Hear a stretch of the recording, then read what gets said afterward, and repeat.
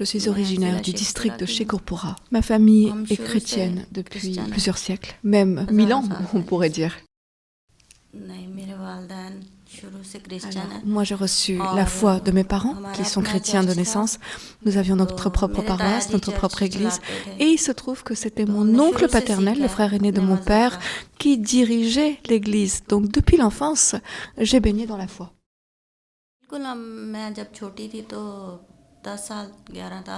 Alors, quand j'étais enfant, jusqu'à l'âge de 10, 11 ans, je pouvais bénéficier d'une certaine liberté religieuse. Je vivais dans un village qui était à majorité chrétienne. J'ai une enfance très heureuse, très joyeuse.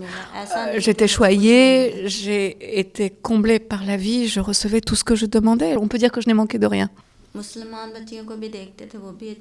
Et je voyais que les jeunes filles, les petites filles musulmanes tout à côté de moi, elles avaient la même vie que moi. C'était des amies, nous jouions ensemble.